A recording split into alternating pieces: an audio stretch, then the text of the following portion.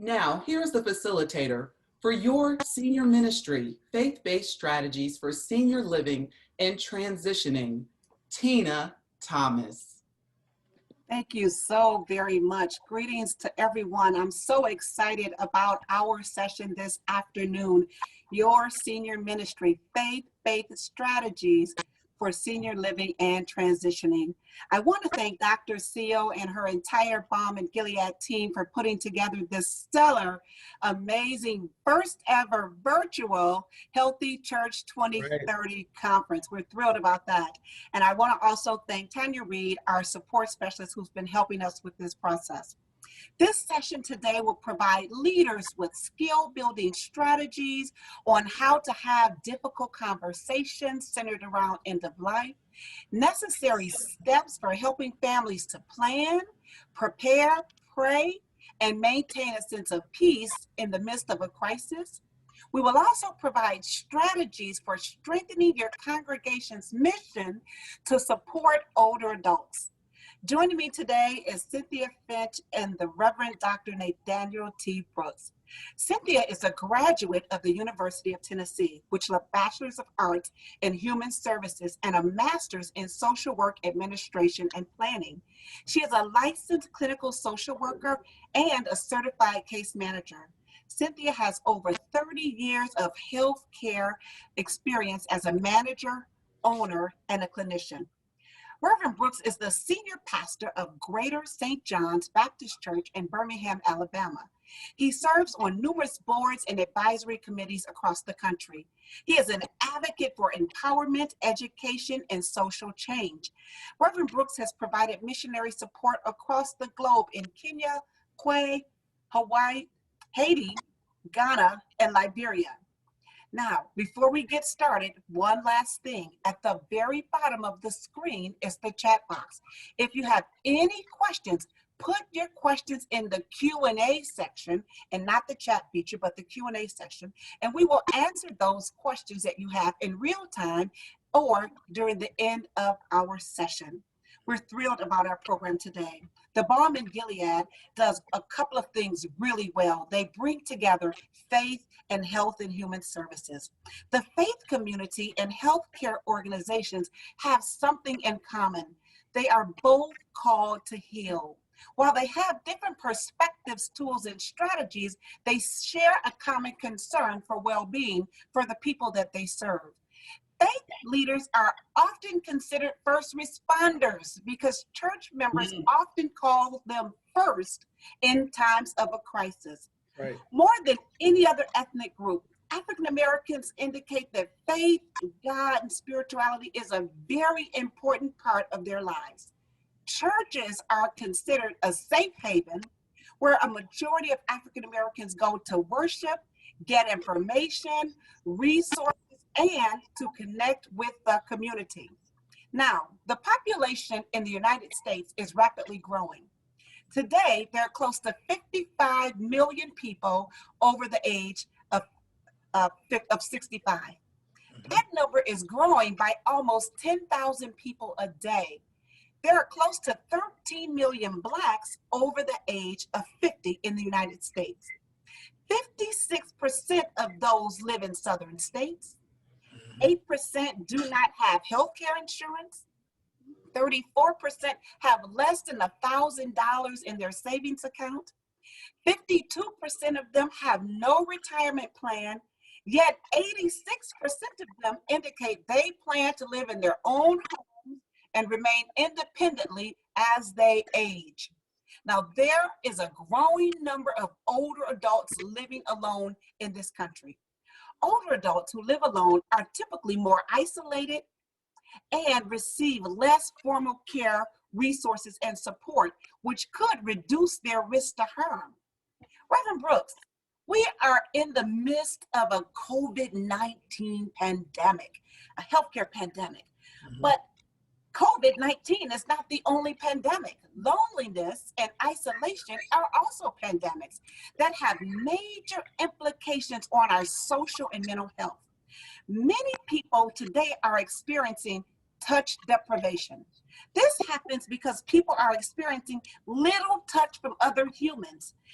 Now, in an effort to engage more people across the lifespan.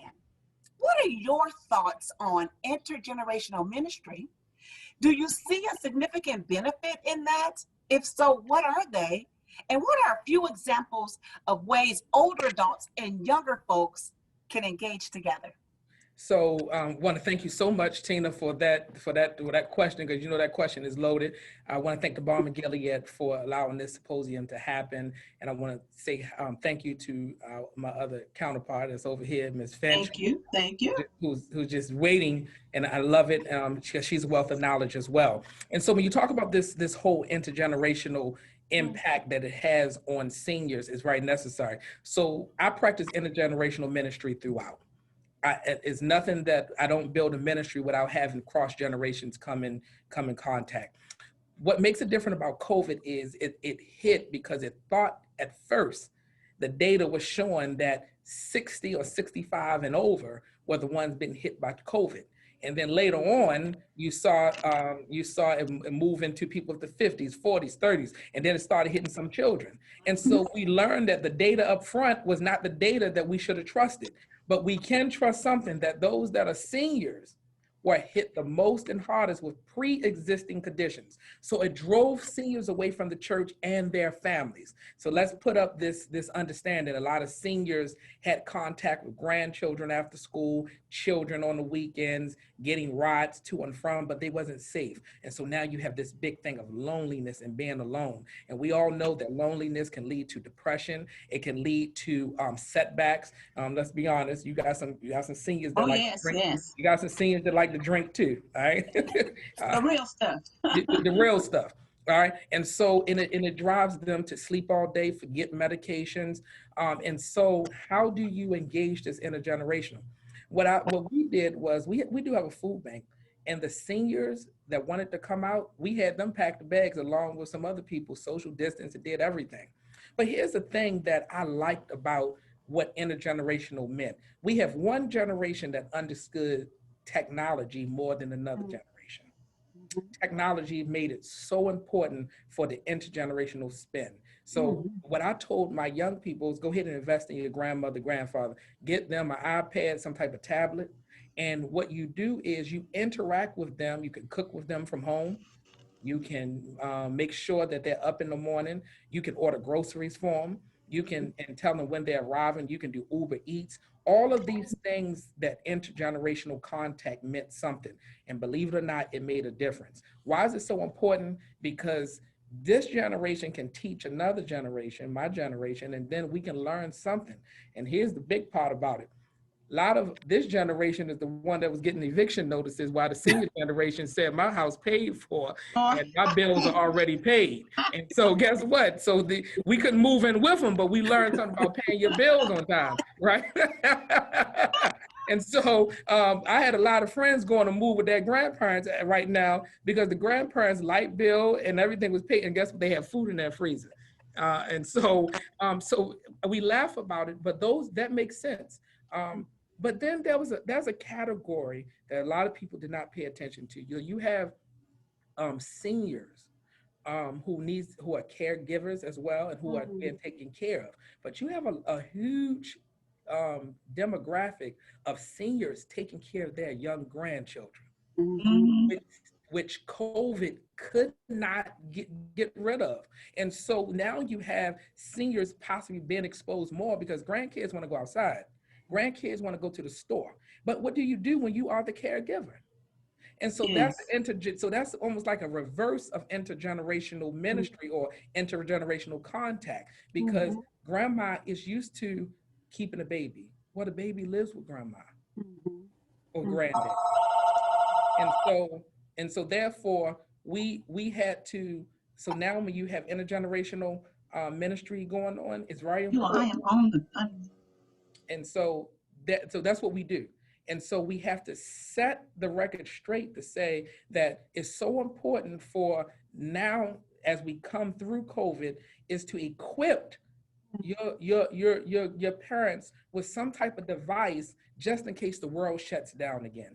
I think that is so important. Just having a phone in the house to speak to grandma is not enough. We need to see granddad. We need to see grandma. And there's so many apps. So I'm gonna end up on this. We have to put the right kind of apps on our seniors' phones, WebMD.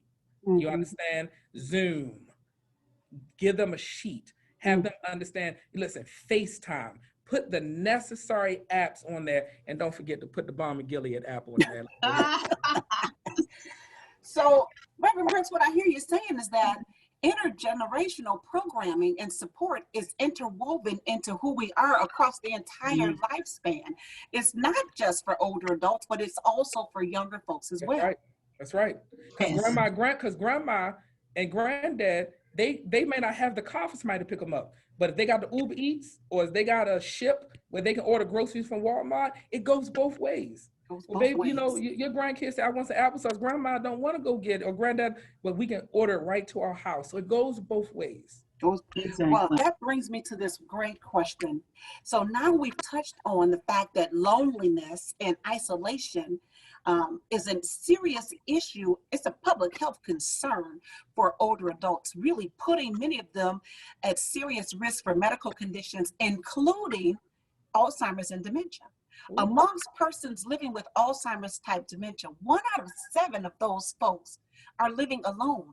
So what are a few ways, I heard you touch on a few of those now, but what are a few ways that faith communities can become more dementia friendly to accommodate families who are supporting someone living with Alzheimer's disease or dementia?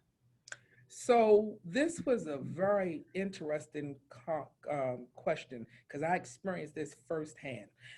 In the middle of COVID, I received a call that one of the members had passed away in the house with their mother who has dementia. The sister called and said, Mom, you up yet? I've been up, but such and such is not up yet, and he ain't getting up, and I've been calling him, and I've been calling him. So it alarmed the sister. She said, well, what do you mean he's not getting up? He just been laying there. He just been laying there. And what room is he in? I don't know what room he's in. The room he always go to. She has dementia, so she couldn't really, it just started acting up. She said, I done swept, and I swept in the room, and he still wouldn't wake up. So when they rushed up there, he had passed away on the bed. Well, as the pastor, when I came on the scene, she did not know. She kept on asking everybody, where is such and such? Where is such and such? And who y'all taking out the room? And y'all got these people in my house. Well, that taught me something about dementia. Even at the homegoing service, when she walked up to see her son, she says, hey, I know him from somewhere. Why he just laying there? Throughout the service, she told one person, give me the program so I can look at the picture. I'm trying to see who it is too. Guess what? I kept on going. I kept on going. And then one point, she started crying. And she says, I think I want him back right now. Because she started realizing it was her son. So it brought me into a realization that Alzheimer's is a terminal illness, and because people don't think about it as a terminal illness. How do you do it? You have to be able to position ministry to understand families.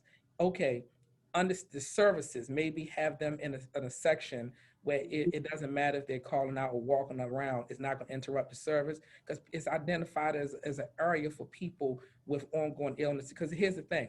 If you can't tell people where to sit at, but make sure that people understand people are not walking out of service because they want to. Some of them have water pills and they have to go to the restroom. You have to teach your congregation that focus on the word of God and not on people walking no more. Also, in our seniors ministry, we bring practitioners in to teach them about the various things they're going through. We have to start focusing on things that's relevant to our communities. Cancers, diabetes, Alzheimer's, all of this, dementia, all of these are relevant to our communities and they're real. So you have the caregiver and you have the ones that's going through it. So I think now, one thing I want to do is making sure that those with Alzheimer's have something to do throughout the month. And guess what? Believe it or not, they forget or they may not understand, but they love doing stuff. They can mop the floors, they can put books away, they can help stack corn, they can help do a lot of stuff and have that time separate for the seniors. So my seniors come in, they help one another. So the young people, they don't do the easy stuff. They bring the boxes in. They don't unpack them. They put them in places for the seniors to come throughout the week, and they take care of all the food bank. They put them in the bags.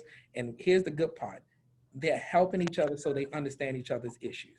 Mm, that is wonderful. You know, people want to do something that's meaningful and that Yeah. gives purpose, not just Yep. busy work, but Yep. something that's purposeful.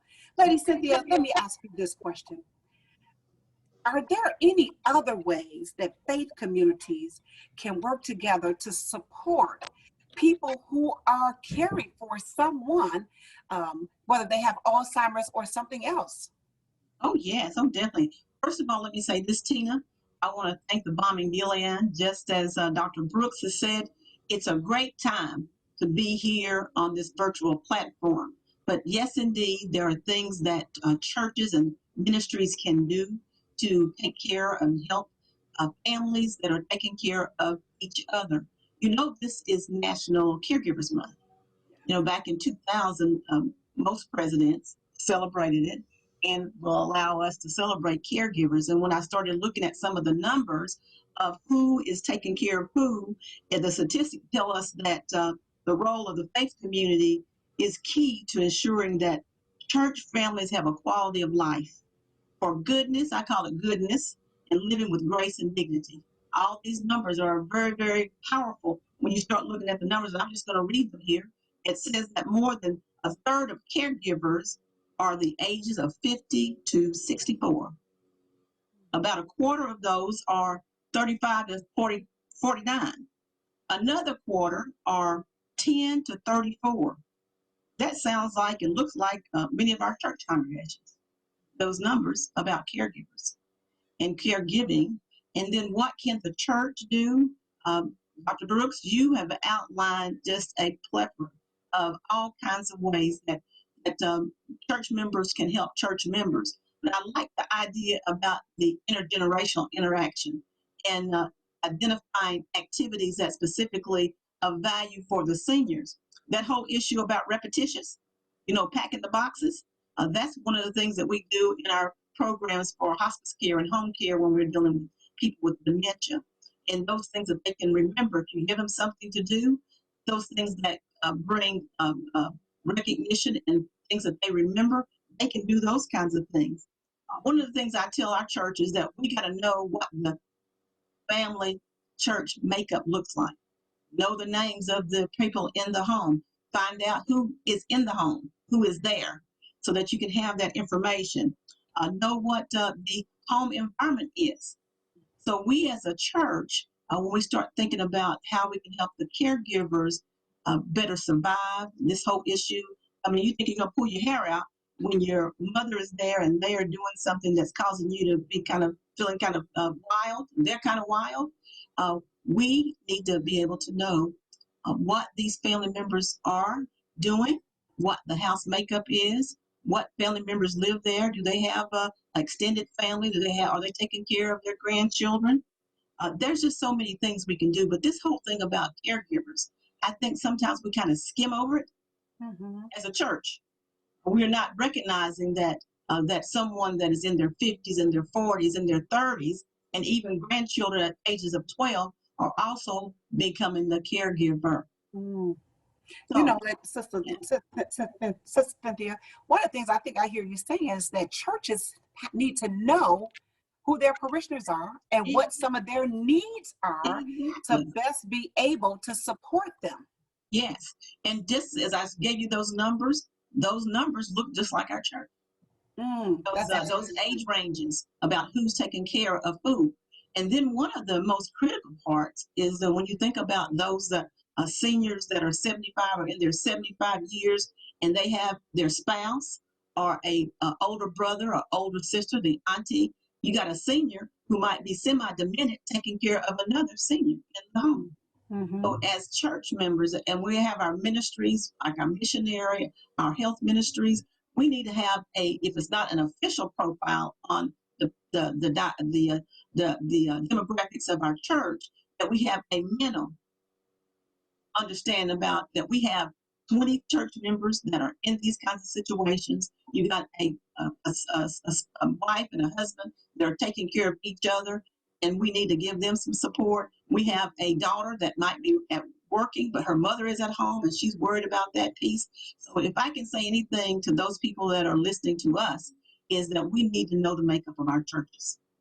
Wow.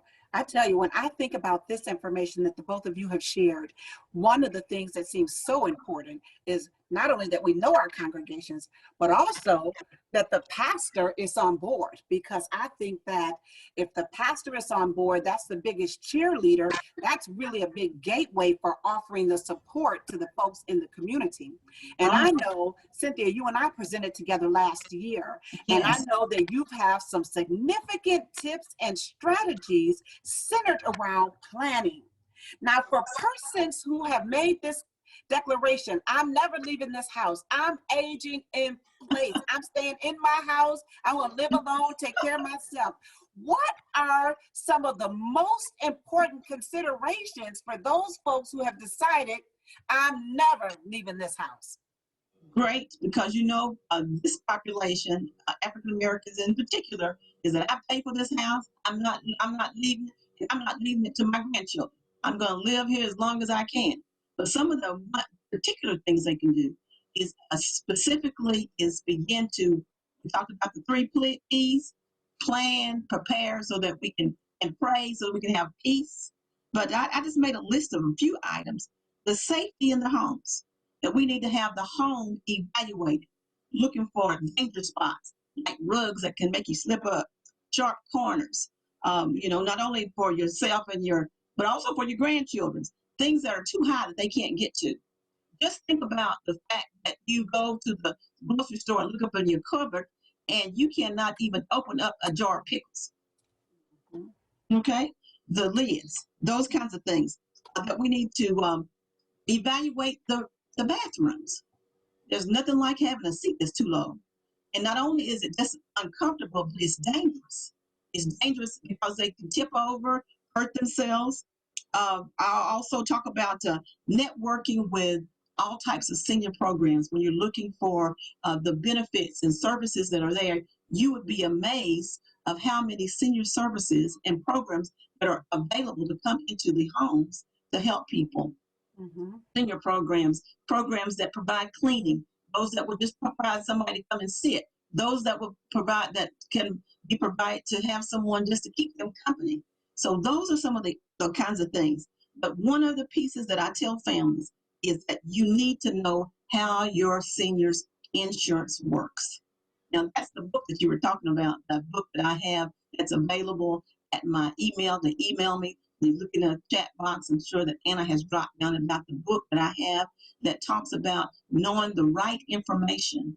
Knowing the right information. It's a guide to developing a life plan. And in that book that I have created, it allows individuals to go through a process.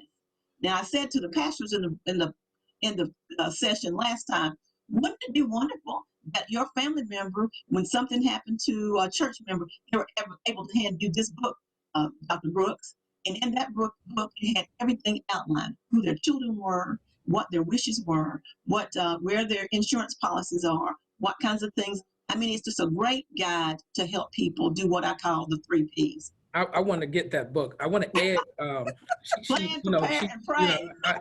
Listen, I love it. Tina and Cynthia, I want to add something to this because COVID forced us to evaluate what really matters. Yes. So certain things don't matter. Trust me. And it also taught people about how there's this commitment to jobs, because jobs will not be committed to you in a pandemic. They let you go. And so one thing that I want to touch on that Cynthia said is families understanding families.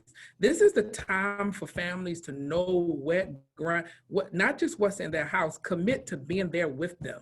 If you can do once a month a good cleaning of grandma, granddad, or aunt, uncle's house together as a family, just go and say, hey, this month such and such is coming over on today. They're going to vacuum and do these things. They're going to polish and get things done for you. Hey, it's snowing outside, it's raining. I know you may not have, but we're going to send this to ourselves. $20 or $30 out of our pockets can keep them from a lot of mess. Putting lighting around their house. One of the most inside their house. And inside their house. ADT systems. We have to to make sure we take care of those that paved the way for us. But having grandma and granddad or aunt, uncle, and our families live on dark streets and not know where things are, and they hear something out back and no lights come on, or they just feel like that's loneliness. Right. And that's where family connection matters. And that's where families are needed the most. Stop sending your grandchildren, stop, and our generation have to teach our kids that if you want to spend 8 hours on a video game, spend 2 hours with grandma and granddad helping them do something. We have to teach them the value of the next generation. We have to teach our own families the value. We'll stand in line for Jordan shoes for 3 hours, but can't go fix something for our mothers and fathers. Now, you're preaching now. And so, let me just say, Pastor, Amen. I know there are some folks who will say, well, my family, we don't have the resources to maybe the devil is a liar. We have resources for what we want to have resources for. Well, go back to the networking. Some of them may say, we really, truly don't have the resources. So a family I was working with said they had a plan. Their goal was for mother to never go into a facility. They said she was good to us. We want to be good to her. And the family came together, got around the table, and they came up with a plan. And there were 2 rules for this plan. You either pay or you stay. So for those who didn't have money, they had to take a shift, and they would come over to the house and they would help take care of mama. They would cook. So there's a way that you can contribute even if you don't have money. Well, that makes me remember when they were doing the voting and we're trying to get everybody to vote, and Miss Obama was saying have a voting plan. We need to have a life plan. Yes. That life plan is planning all these things. So life plans are important. Once again, I keep going back to that document I have because it does just that.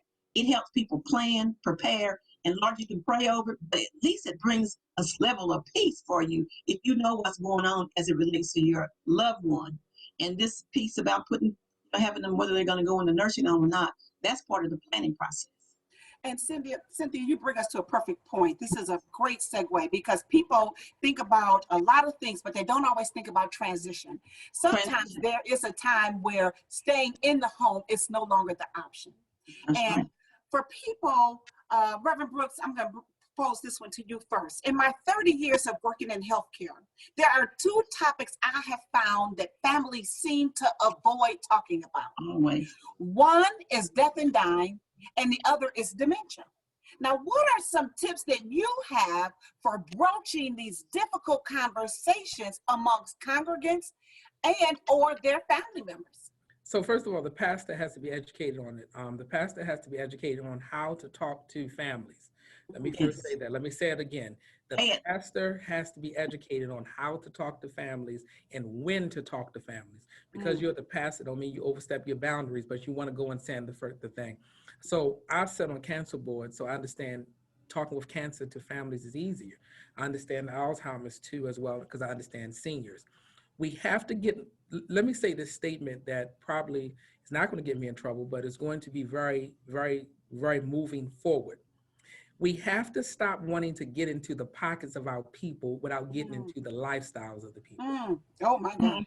We know how to get into their pockets and we know how to ask for money, but we do not know how to get and stay connected to their lifestyles and who they are.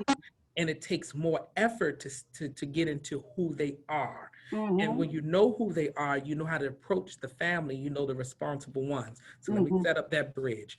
As a responsible pastor, you have to have responsible real life conversations. And death and dementia are 2, and cancer is very hard for us to talk about because in our minds, we just want it to go away. We can be in a large room of people, but when you have a medical condition, that large room shrinks to you. You understand? And so one thing that I've learned is to be calculated in my approach. Ask what's going on. Don't just assume. See if they know what's going on. You see, we can start coming with too much knowledge and they're not where we are. What stage of dementia are they are? How old? And when the family, and you might want to do some fact sheets. Ministry should have some sheets to help their congregants who are going through life illnesses. And dementia is a terminal illness. A lot of people don't want to admit it, but it's a terminal illness. It's going to lead to them eventually going home to be with the Lord. So we have to figure out, how do we have that conversation? We have to sit the family down, and it may not be in the house or in the church. We may have to find a way where they can breathe and not attack them, and allow them to grieve through the process of planning, not just grieve through the process of loss, but you have to grieve through because some children can take it better. You have to grieve through the process and help them understand if one of your siblings is not ready to deal with it, someone has to deal with it. Because if not, it's going to go wrong. And if the other sibling never shows up, you don't demonize them, you don't hurt them. They're just grieving through a process of mom, dad, aunt, uncle, whoever it is that is slipping away. And it's hard because you want mom to call you by name, or you want dad to call you by name, or you want your loved one. But the reality is they want to call you by name, but they can't. They can't get there. They can't. So, so this is what how do you approach this topic of death? You have to approach it with scripture as the pastor. Don't go in there talking about what Dr. Phil said. You approach it pastorally, but then you have to approach it with a shepherd's heart. Understand everybody's not ready to accept death, but you still have to tell them that this is where we are, and this is what's going to take place. This year I sat in 2 or 3 hospitals as the hospitals had to break the news that the loved one is moving on because of COVID. And as soon as the doctor finished, I let the family ask questions, but I came in with the cleanup version. That here's the instance. I believe that God can heal 2 different ways. He can heal on this side, and he can heal on the other side. We will prepare for this side, but just in case he wants to heal on the other side, let's prepare on this side to allow them to receive the Lord as their Savior. You see the way that came through. It didn't get up and say something ignorant. It didn't get up and start getting in their business. And goes back to Cynthia's point. I have a way of making sure that the person's business is fixed. Yes. You know, the business of the family has to be fixed. But even if it's not, that has nothing to do with the pastor. So I make it, don't laugh, y'all. This is my point. This is my plan at the church, and I'm sticking to it. Our goal is that we will host you if you're a member. If you're not, we will be there for you, but we do not pay for what your family is responsible for. So okay, maybe that's another one of these P's I'm going to add. I got the 3 P's. Who's going to pay? Who's going to pay? Because the pastor not paying. I can tell you that. Now, Pastor Brooks, I just want to throw a little twist on it. Now, how would you approach, because one thing I know about pastors is pastors know pastors. How would you approach the bishop? Or would you approach the bishop if the bishop is the person starting to exhibit these symptoms of Alzheimer's or dementia? Others are noticing it, they're talking about it, but the First Lady is completely resistant to even the idea of having this conversation. We have that going, well, I'm the senior pastor, but we have that going on with one of our deacons. And so I asked the family, do y'all see something different going on? Because I see something different. Now, so because no one wants the bishop or the pastor to forget and believe it or not, some of them may be forgetting because they just who they are, but we're going to put this on dementia for right now. All right, just in case they're exhibiting these things, you have to approach them with a caring eye. Because we hold pastors and senior leaders up to so much esteem, and thank God for that, and that's an honor to have. But when your value as the pastor and liabilities are coming, then when we hide you for your assets, but now you're giving us more liability. So when liabilities outweigh your assets, effective intervention must take place. Exactly. Somebody has to do some talking. Somebody has to do that. And that's the administrative work that a lot of churches don't like to talk about because we so spiritual, we're not business. But somebody has to broach the subject, because if such and such walk down that aisle and trip and break a hip, it was done inside that church. Everybody saw it, and now somebody's going to pay, especially if somebody's going to pay for it. Exactly. So somebody's going to be liable. Wow, these are transitions that people just hate to talk about, and I know there's so much. Put it in their contracts. I'm sorry, Tina. Also, we have to talk about having a thorough pastor. If you become insufficient of your duties, these are the steps we will take. So we need your signature before dementia. We Yes, need your exactly, signature. exactly. Love And Pastor Brooks, I know you were talking about this whole issue about when to start the conversation and how to start the conversation. With my some 30 years of working in hospice care, that starting the conversation is always one of the difficult points in how you begin this conversation. I use the word journey, that your loved one is going through a journey. That journey, it might be at this point, it might be at that point, but eventually the issue of dementia, since uh, there's no cure for dementia, that there is going to be a decline. Now, one of the things I think will be helpful if we have sessions to talk about hospice care and all the myths, the do's and the don'ts, and what hospice does not mean and what it is, and the fact that this is why I usually get them right here. I said, do you know that Medicare pays for hospice 100%? It is the only benefit in the Medicare benefit where the government pays for care 100%. Or you can get your nursing care. You get a hospice physician support. I did not know that. Yes. Well, there's one other. There's also anybody that's diagnosed with dialysis. Those are the only two benefits. End-stage dialysis, where you, well, that's for hospice, but if a person is diagnosed with dialysis, they have to be dialyzed. Medicare pays for that because then they can apply for disability. But Medicare pays for it 100%. So you get your nurses, you get your doctor's assessment, you get your CNAs, which is a certified nursing assistant who provides many things, bath care. It pays for supplies such as diapers. It pays for the medications that's related to the terminal illness. Now, they use that word terminal. I use the word decline. So somebody said, well, how would you know if a person is eligible for hospice?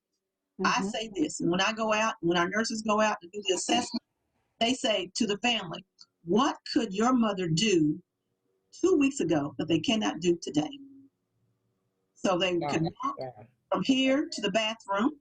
Now they can't walk to the bathroom unless they're in the wheelchair or they have to do a walker or so forth and so on. So when I tell families, how do you know if a person, as you can see the decline, that is the word, the documentation that a hospice care has to put in their documentation that this person has some level of decline. And the simplest way is, what could they do yesterday that they can't do today? What could they do 2 weeks ago? They could walk from here to the bathroom and without breathing, rapid breathing, and now they can't hardly make it, and they're breathing heavily. And so, but hospice care is something that we as churches, we miss the opportunity to find benefits for a loved one. Now, the guidelines say that a person must have a terminal illness and have a life expectancy of 6 months or less, or if the diagnoses has a life-limiting illness, if you have a life-limiting illness. So when a person has hospice and they're trying to justify, make sure that person is eligible 6 months or less, or if the terminal illness runs its normal course. Yes, that's right. What is the normal course? What is the normal course? So I feel like that the opportunity for churches to be involved in that planning process is to know about the baselines of hospice. Use words that are appropriate, but that are, I call them easy words. But when I start talking about the journey, oh yeah, your mother is going through a journey, an experience, but there is this continuous decline. So that's what I would say about hospice care, Ms. Tina. Now, Cynthia, I like the word you just taught me something. I want to thank you. The terminal versus decline. I like that. It's much softer. I really like that. I want to add another aspect that we are forgetting about with our seniors, and y'all don't laugh. A lot of our seniors, though they are caregiver, they are being taken care of. They're also indirectly caregivers of those of the generation that do not have a job or just want to run in and out the house. So they stand with grandma and granddad's paycheck is the lifeline. And so we got to prepare. We may have to have the conversation, and I had to have this conversation before too. Y'all don't laugh. When grandma go home, she has an eternal home not made by human hands, but the home you live in is made by human hands and it's on rent. So when she leaves with the paycheck, y'all gotta get up out of here. Right. You understand? And so we might have to have a delicate conversation about their journey because Yeah, they on a that's their decline journey. too. You know, they on a Well, decline too. and They- you know, and this is where the care management sometimes comes in, and having a care team can be so important. So Yes. the pastor should be a part of the care team. You know, your social worker, or on the hospice, you get a full team of people who do nothing but come together and figure out what is the best way to support this person.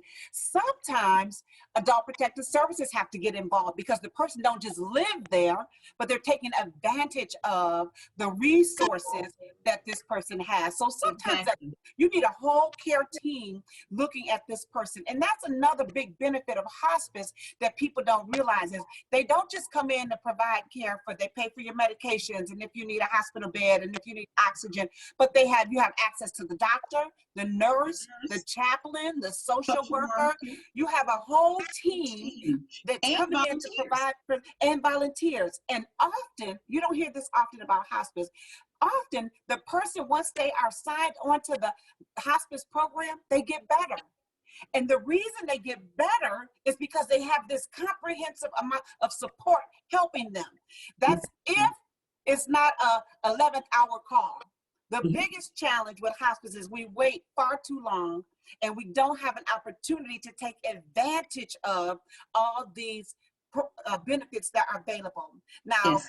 Miss Cynthia, I know that you've experienced this because I have many times. We've had people Yes. graduate off of hospice. Oh, definitely so, because they say the statistics and the studies show that when a person is getting that tender, loving care, that touch, that feel good, all those kinds of things, a person can start to elevate and graduate off of hospice, because it's a relationship building process.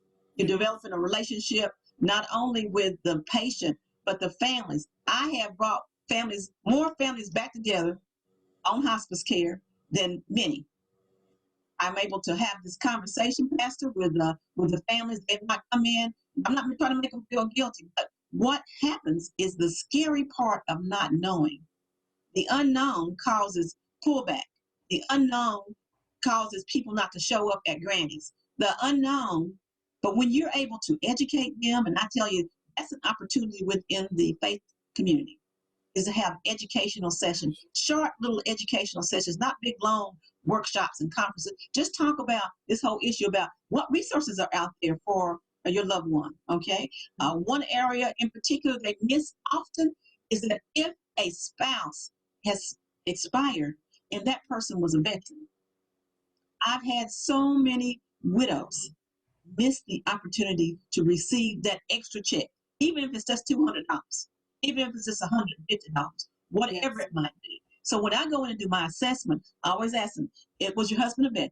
Were you a veteran? Was your, those are things we miss. So, Yes. so it goes back to my 3 Ps about preparing, planning, and praying so that everybody can have peace in their life. But I might have to, Pastor, I might have to put that other P in there that the church does not take. Well, you know, in all the years when I was a hospice chaplain, when we would go out to homes and talk to people, one of the things that was most heartbreaking is I would go out and offer communion. And it would be people who were, they were Catholics or they were Episcopalian, and the church had abandoned them. That's what they felt like, because they stopped coming by. They wouldn't call. They wouldn't commune with them. And so this question I ask to you all: what are some ways to keep homebound persons connected spiritually as their disease progresses? What can the church do to stay connected with folks who can no longer come out to the congregate, to the church building? So I may be the last man standing on this, but and I'm young, but I still do this. And as senior pastor, anyone that goes in the hospital sees me. It's good. They do not see a replica of me. Anyone that's been sick or shut in receives a card every month or every quarter. Sounds I might great. be last man standing. Mostly all the funerals, I'm there. Also, any home visit, I'm the one, or the chair, the deacons and deaconess, both of us, we all go to give communion. So if you're home for a long period of time, you see me all the time. Why? Because I truly believe you have to follow through in the life of the person, not when they're vibrant, but you got to follow them through right and towards the end.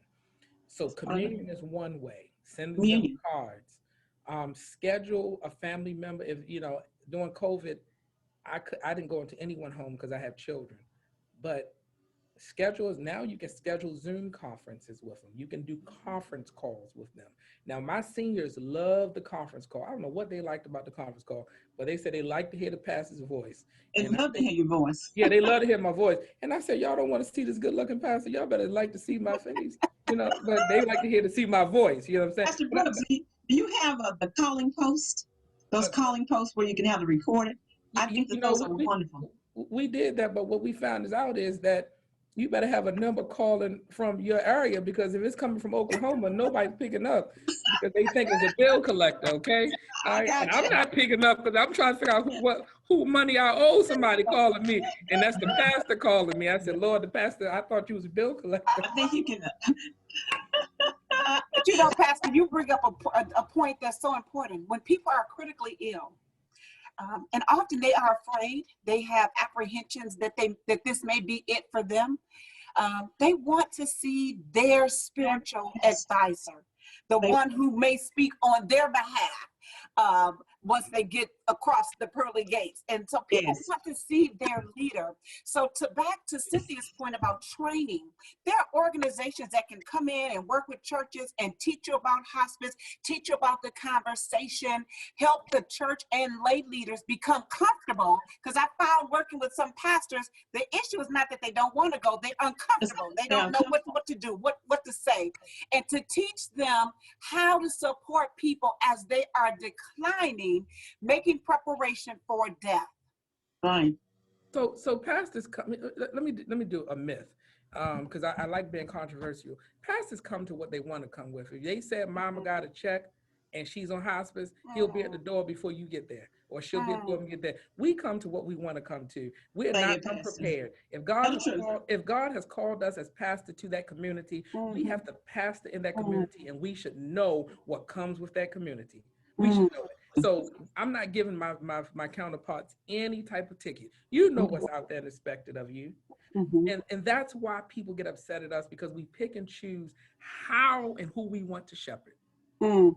Gosh, I'm gonna be a Pollyanna and just try to believe that most of them aren't doing some of these things because they don't know how to do it.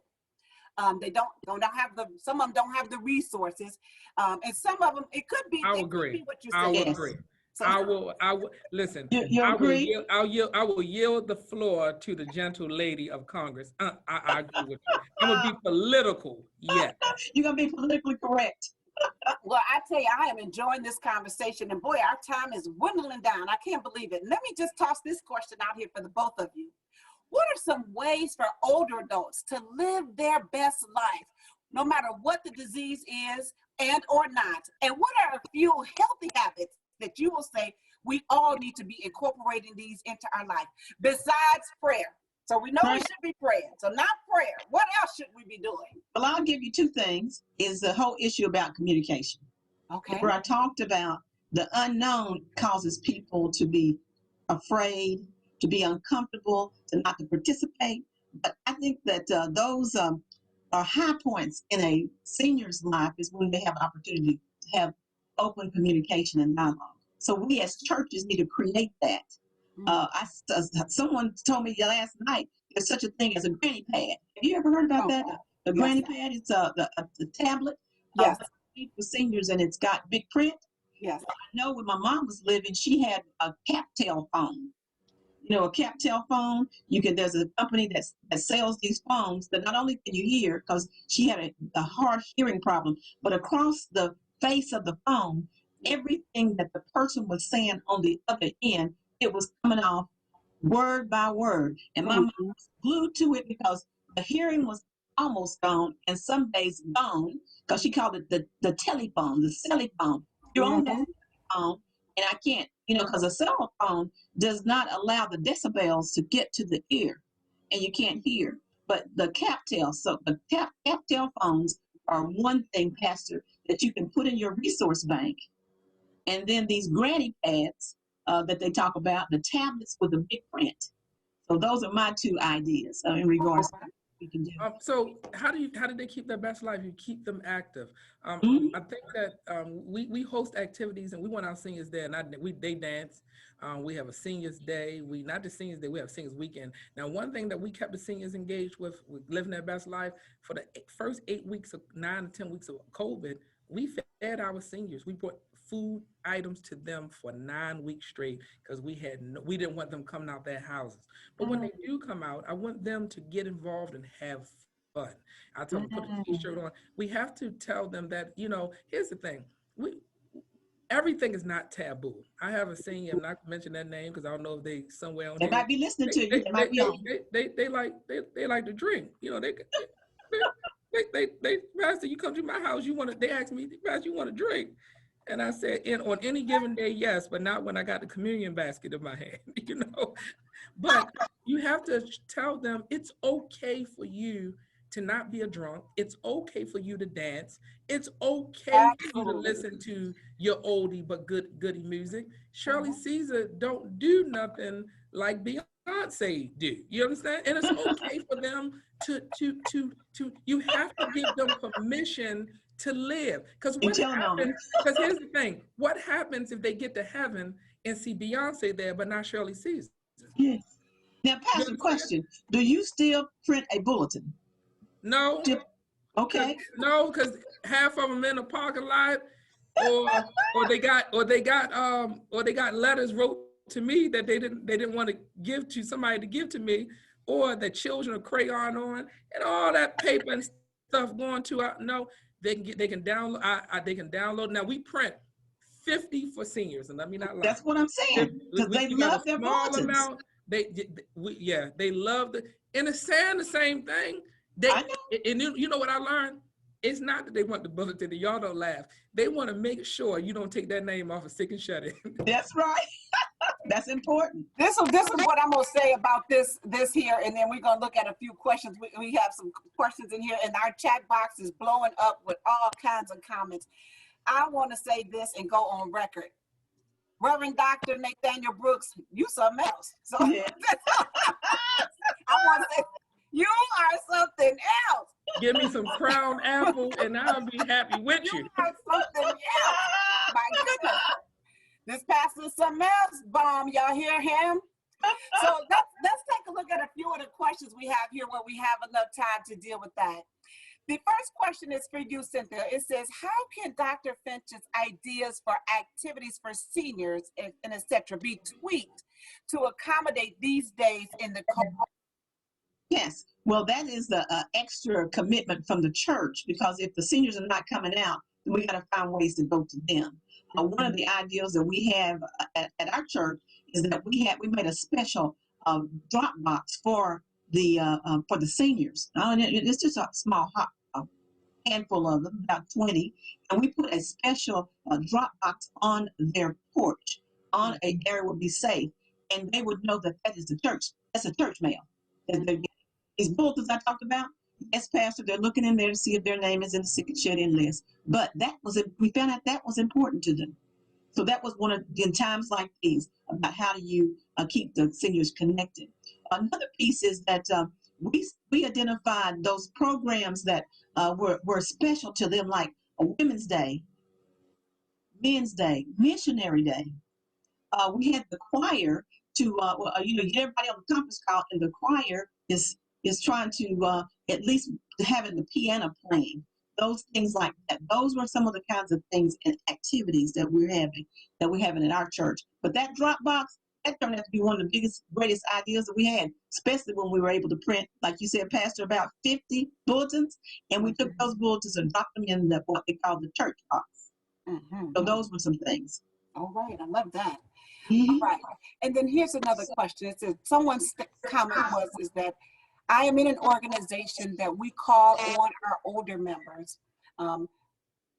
My church has people that visit the sick and the shut-in. So they have specific people who visit the sick and the shut-in, and they have people who call their older members. What else, Pastor, can they do to support and encourage the older folks within their congregations? And so highlight them. I like the recognition. Recognition. When you see them come back after a long time, say hi to them, recognize them from the pulpit, let them know that they care. We give cards to everyone. Also, we do have deacons and deaconess who reach out to them. But see, I'm so hands-on because I love our people. Give them a phone call. Give them your number. It's okay for them to call. They're going through. Also, have time set aside. One of our members, she liked doing quilts. She done filled my, let me tell you, she can do some quilts. So when my children were growing up, they had quilts all over and it was free. It was better than Target quilts. So you use their skill sets in the church. Mm-hmm. Find out what they like to do. One bring me peppermint. She loved to see me eating her peppermint. She said, Pastor, you look like you get low on peppermints. Bring me some more. And she get the chalky ones too. You know, the chalky ones allow you to not say what you want to say out your mouth because you're trying to, you know, the other ones you bite too quick. I call them the save my breath peppermints because you don't want to say something out your mouth, so you eat one of the chalk. One of them, she pays. So use their skills. Yes. Highlight their skills. Yes. Highlight. Right? Yes.